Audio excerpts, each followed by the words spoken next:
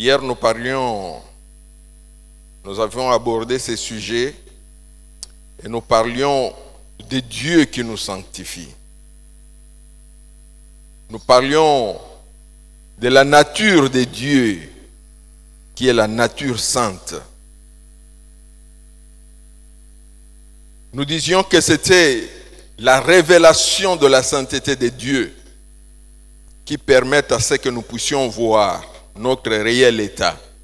C'est comme une lampe que l'on allume et qui nous aide à voir les irrégularités qui sont sur notre face, qui peuvent être dans une pièce. Dans le noir, on peut ne pas voir qu'il y a un point ou bien une irrégularité sur un mur, qu'on peut voir qu'il y a quelque chose qui s'est posé sur un tableau. Mais quand la lumière apparaît, nous voyons tout clair. Et c'est la même image que nous avons avec la sanctification de Dieu, qui est tellement rayonnante et qui permet de nous voir tels que nous sommes réellement. Une personne ne pourra voir son état réel s'il n'est pas mis devant la sanctification, la sainteté de Dieu. Nous avons noté que c'était Dieu qui nous sanctifiait et nos efforts ne pouvaient absolument rien. Absolument rien. La Bible même dit que sans moi vous ne pouvez rien. Vous ne pouvez absolument rien. Donc tous nos efforts de sanctification sont vains si nous n'avons pas Dieu. C'est l'Esprit de Dieu qui nous conduit, c'est l'Esprit de Dieu qui donne la force afin que nous puissions marcher dans la sanctification.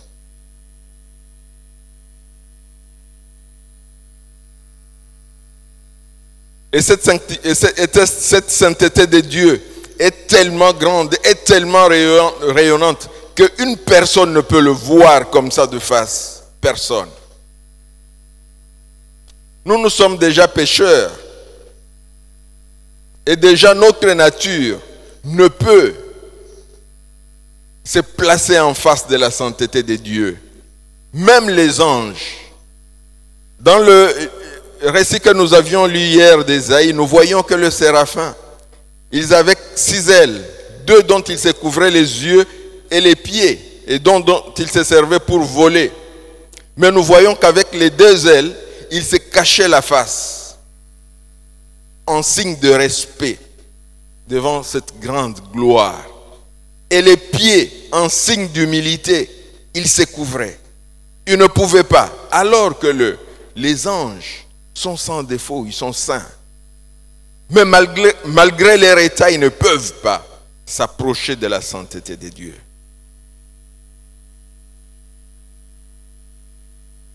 Ce matin, je voudrais que nous puissions retenir ces choses et savoir que Dieu est notre sanctification. Il veut notre sanctification, Dieu. Il le veut. Non seulement qu'il le veut, Dieu l'exige. Il veut que nous puissions être sanctifiés. Il exige que nous puissions nous sanctifier. C'est une ordonnance, c'est un commandement. Dieu, il commande que toi tu sois saint, que moi je sois saint. 1 Pierre 1, à partir de 15, là, il dit que tu es saint car je suis saint. 1 Pierre 1, je vais commencer par 14 jusqu'à 16. La Bible dit ceci: comme des enfants obéissants, ne vous conformez pas aux convoitises que vous aviez autrefois quand vous étiez dans l'ignorance.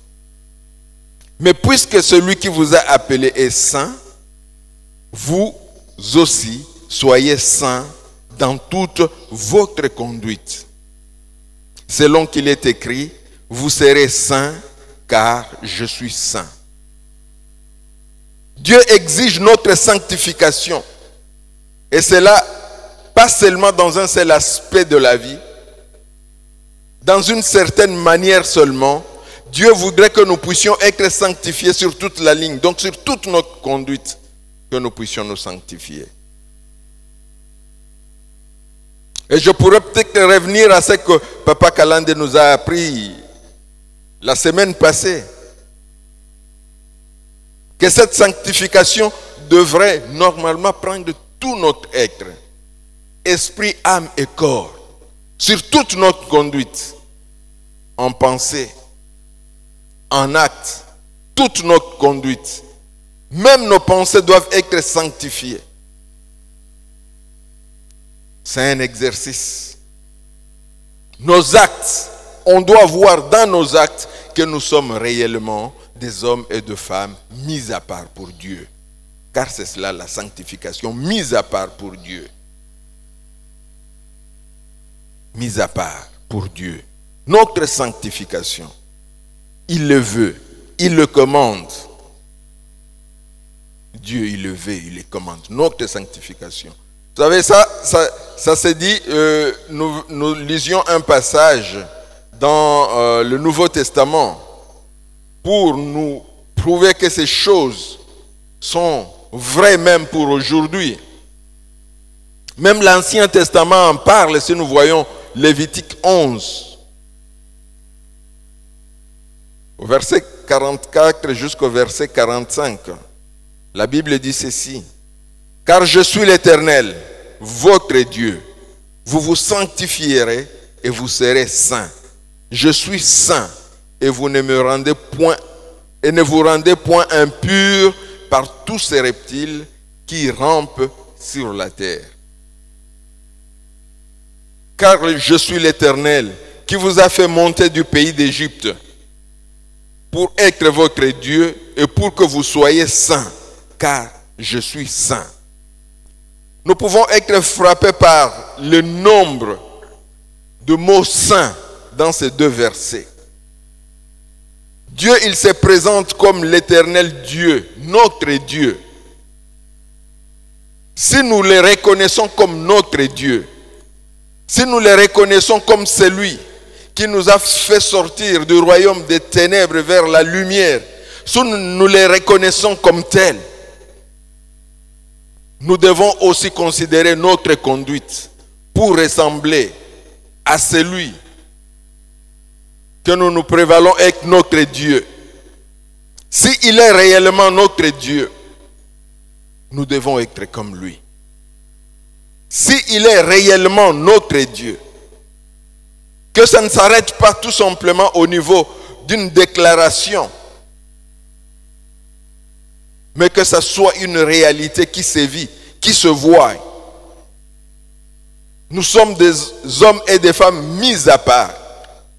Il faudrait que ça ne soit pas de grands calculs, des discernements poussés pour voir que tel ou tel autre est mis à part. S'il est votre Dieu, soyez saints comme lui-même est saint. Il dit, je suis votre Dieu, vous vous sanctifierez.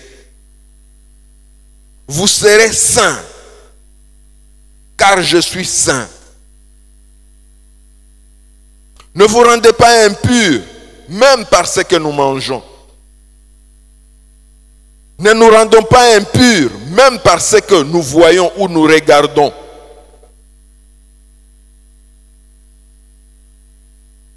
Ne nous rendons pas impurs par quoi que ce soit.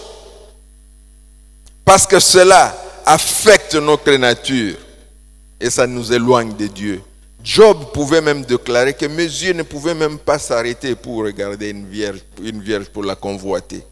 C'est un exercice qu'un homme conscient de la sainteté de Dieu se donne pour se dire, à cause de mon Dieu, ça je ne ferai pas. Je suis saint, que vous soyez aussi saints. Bien-aimés, nous savons que si nous sommes sauvés, si nous avons accepté Jésus-Christ comme Seigneur et Sauveur dans notre vie, ce n'est pas un effet de mode. Ce n'est pas parce que tout le monde le fait, tout le monde prie aujourd'hui. Moi aussi, je m'y engage. Non, le salut que nous avons reçu, ce n'est pas tout simplement pour ressembler à tout le monde. Le salut que nous avons reçu, c'est quelque chose qui est un engagement personnel d'une personne, un homme, une femme qui a reconnu son état de péché, qui s'est décidé de suivre celui qui peut le sauver, celui qui peut changer sa nature, celui qui peut lui donner une nouvelle identité. Et ce salut a comme finalité de passer notre éternité auprès de Dieu. Tout ce que nous faisons, c'est pour qu'un jour nous puissions voir Dieu. Si nous ne saurons pas voir Dieu, tout ce que nous faisons ici, c'est de la peine perdue. C'est comme un étudiant qui se donnerait la peine de se réveiller chaque matin, de refuser de faire certaines choses pour ses cours, et qu'à la fin de l'année, à la proclamation, il ne puisse pas passer des classes. C'est un échec. Nous sommes sauvés pour voir Dieu face à face un jour, pour vivre notre éternité, passer notre éternité auprès de Dieu. Mais la Bible dit que sans la sanctification, personne ne peut voir Dieu. Personne ne peut voir Dieu. Donc tous les efforts que nous pouvons faire pour essayer d'être un chrétien par rapport à la manière des hommes de voir ne servira absolument de rien. Vivons la sanctification. Vivons la sanctification, marchons dans la sanctification, car c'est celle-là qui est une des conditions pour voir Dieu face à face. Sans cela, personne ne verra Dieu. Les dons que nous pouvons exercer ne peuvent pas nous ouvrir les portes du ciel. Puisque même à certains, la Bible dit que Dieu dira que je ne vous ai jamais connus. Et pourtant, ces personnes-là ont eu à chasser des démons. Ces personnes ont eu à opérer de miracles. Mais Dieu leur dira, je ne vous ai jamais connus, serviteurs de l'iniquité. Mais la personne qui marche dans la sanctification, il est assuré de pouvoir rencontrer Dieu un jour, le voir face à face, de passer son éternité auprès de Dieu, dans la félicité. C'est cela notre but, bien-aimé. Tout ce que nous faisons ici sur terre, c'est pour qu'un jour nous puissions voir Dieu. Tout. C'est la raison pour laquelle cette pensée-là de l'éternité auprès de Dieu devrait conduire tous nos pas.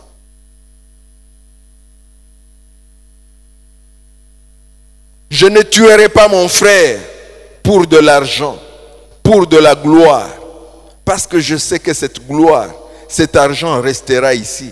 Je n'irai pas avec ça au ciel. Bien-aimés, deux fois nous nous embarrassons pour des choses qui ne sont que futiles, que de peu de temps. Nous nous encombrons tellement de choses qui ne nous apportent pas grand-chose.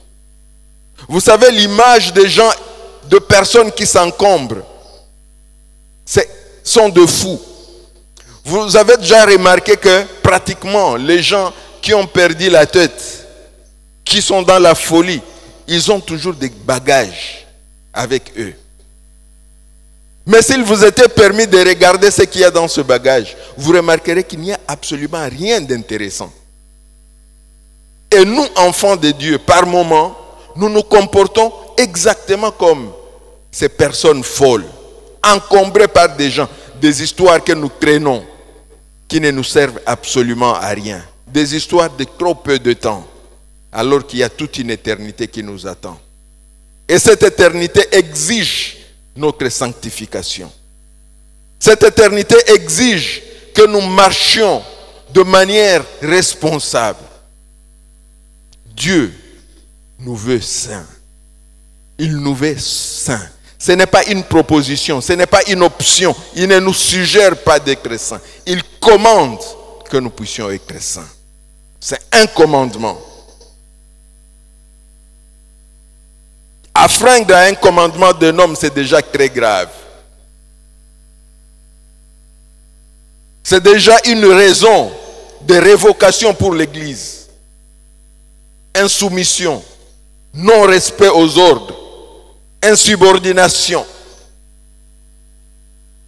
Et cela peut coûter cher. Déjà au niveau humain. Déjà au niveau humain, c'est grave. Et à combien plus forte raison si c'est Dieu qui nous exige quelque chose. Et nous sommes sûrs, toi et moi, que Dieu ne nous exigera absolument rien qui dépasse nos efforts. Il ne nous demandera absolument rien qui dépassera nos efforts. Il nous donne toujours le moyen, il nous donne toujours les capacités de pouvoir être à la hauteur de ce à quoi il nous demande. C'est pourquoi, bien-aimés, ne soyons pas de ceux qui se cachent derrière certains raisonnements pour dire que c'est trop fort, c'est très compliqué, c'est très difficile. Parce que si Dieu commande que nous puissions marcher dans la sanctification, c'est que Dieu nous donne aussi les ressources. Et la ressource que Dieu nous donne pour nous aider à marcher dans la sanctification, c'est le Saint-Esprit. C'est le Saint-Esprit, il nous le donne. Le Saint-Esprit nous assiste. Il nous porte. Il nous porte pour que nous ne puissions pas tomber dans la sanctification. Et ce matin, je voudrais que nous puissions voir la sanctification sous 3 niveaux. 3 niveaux. Le premier niveau, c'est le niveau dont j'appelle de la sanctification immédiate. Donc la sanctification là de tout de suite.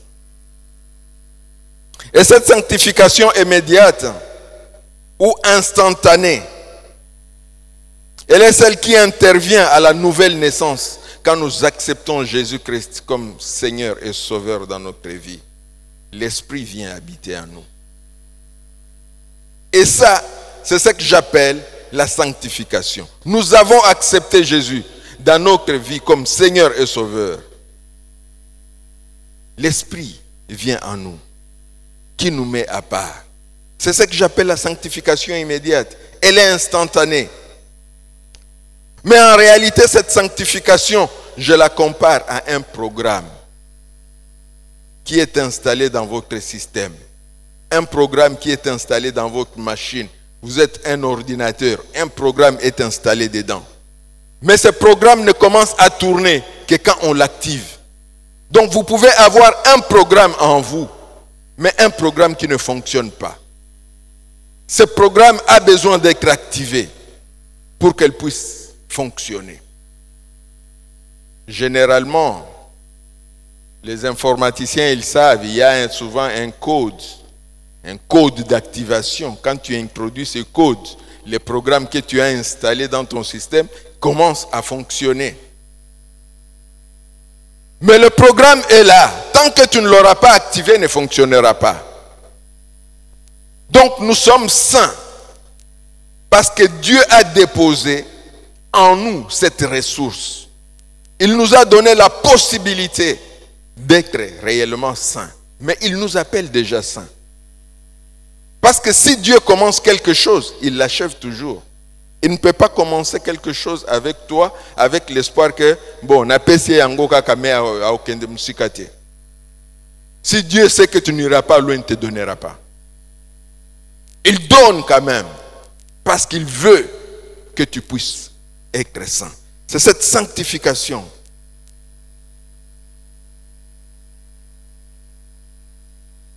Dans 1 Corinthiens 6, 11, Bien sûr que nous pourrions commencer par 10.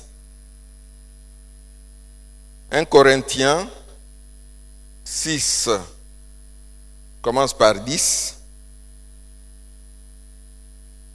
La Bible dit que ni les voleurs, ni les cupides, ni les ivrognes, ni les outragés, ni les ravisseurs n'hériteront du royaume de Dieu. Et c'est là, c'est que vous étiez quelques-uns de vous. Mais vous avez été lavés, mais vous avez été sanctifiés, mais vous avez été justifiés au nom du Seigneur Jésus et par l'Esprit de notre Dieu. Pour dire que quand nous passons de cet état A vers l'état B, Dieu vient mettre son dépôt en nous, le Saint-Esprit. Et il nous appelle déjà saints. Vous verrez même que Paul, dans toutes ses lettres, il appelle les membres de toutes ces églises saints, les saints qui sont à Éphèse, les saints qui sont à Corinthe, les saints qui sont à Philippe. Il les appelle saints. Mais il y a un deuxième niveau de la sanctification. C'est ce que j'appelle la sanctification progressive. Et c'est cette sanctification-là que nous sommes appelés à faire grandir jour après jour. Cette sanctification-là, c'est une expérience croissante. Une expérience croissante, pas une expérience en dents de scie. C'est une expérience croissante sous l'assistance du Saint-Esprit qui nous aide à nous détacher de tout ce qui est superflu et nous mettre ainsi à part pour Dieu. Le Saint-Esprit nous aide, nous accompagne dans notre marche de chaque jour pour ressembler de plus en plus à Dieu, pour nous mettre à part pour Dieu. Cette sanctification progressive est une démarche volontaire. C'est une démarche volontaire, un engagement pour répondre à l'exigence du Seigneur, un engagement. Donc c'est un homme, une femme qui se décide. Un engagement. Il se décide de le faire et le Saint-Esprit l'aide pour atteindre les objectifs. Apocalypse 12, 11 dit que celui qui est saint, qui se sanctifie encore. Donc c'est une marche. Je suis saint à un niveau, demain je dois être encore saint à un niveau beaucoup plus supérieur.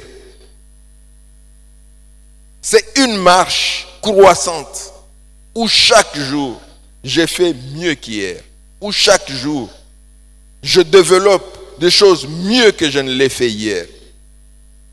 Croissante. Elle ne doit pas être en dents de scie. La sanctification progressive est une démarche de responsabilité. Une démarche de responsabilité. Elle implique la part de Dieu et celle de l'homme. C'est une responsabilité. Je sais à quoi je m'engage. Je sais que mon Dieu exige de moi la sanctification. Et je me mets sur cette voie. Une démarche de responsabilité. Tout en sachant que Dieu a sa part. M'assurer le Saint-Esprit dans cette marche. Et moi, je ma part. Ne pas attrister le Saint-Esprit pour que jour après jour, j'atteigne les objectifs que Dieu attend de moi. C'est une démarche sans relâche jusqu'à la mort. Il n'y aura personne qui aura une retraite par rapport à la sanctification. Nous allons vivre la vie de sanctification jour après jour jusqu'à ce que Dieu nous rappelle. Et je voudrais terminer par le troisième niveau de la sanctification, qui est une sanctification que j'appelle la sanctification finale. Finale. 1 Jean 3, 2.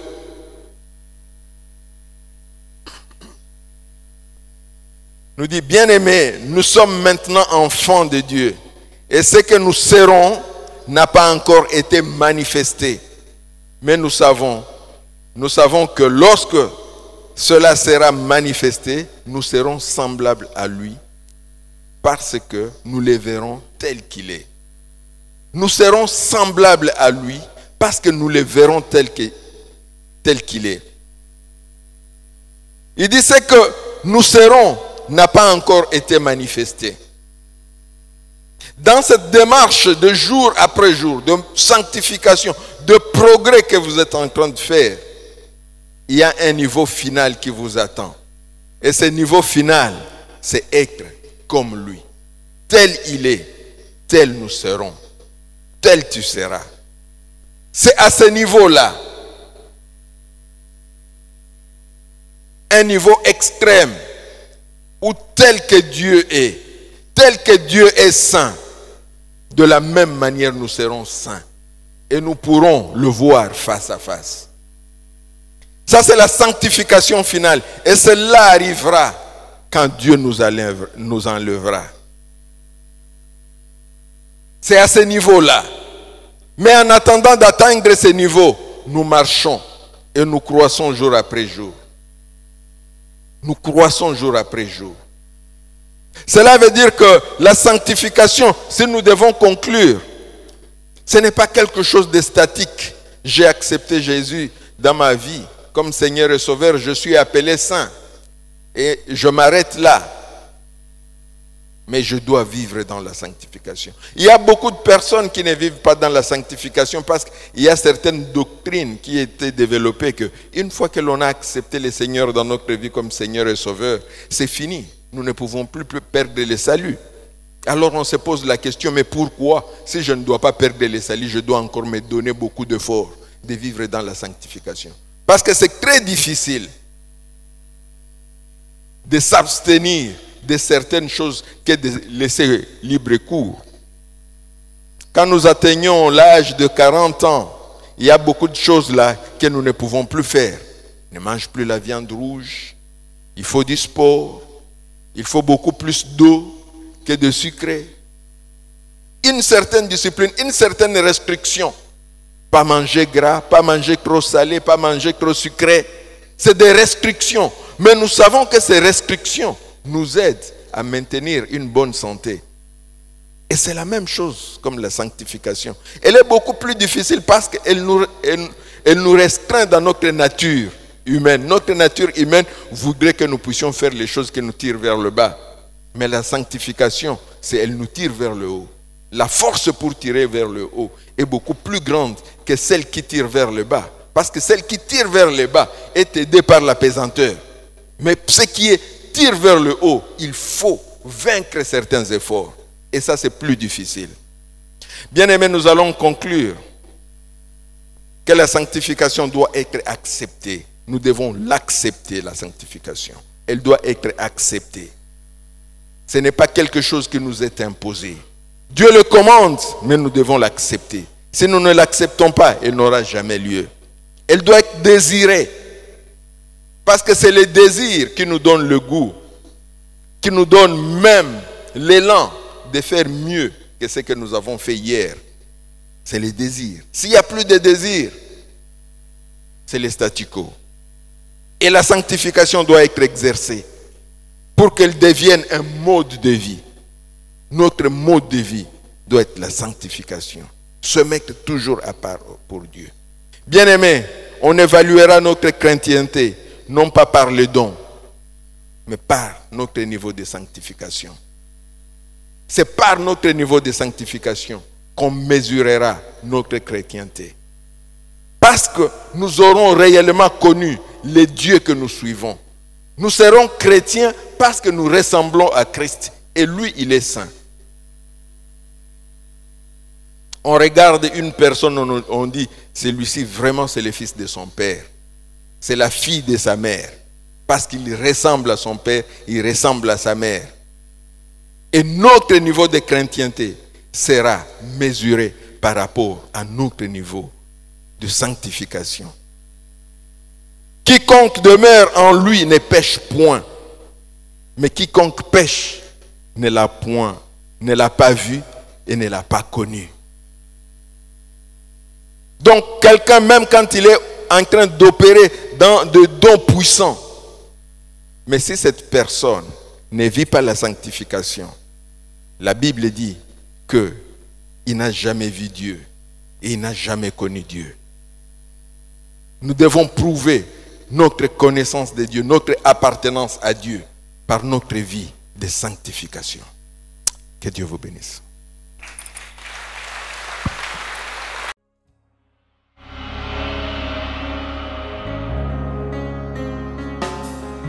Tous les anges de sa sainteté, l'univers crie sa majesté. Chantons gloire et puissance, force et louange à l'agneau immolé, à l'agneau immolé. Les ténèbres ont reculé devant le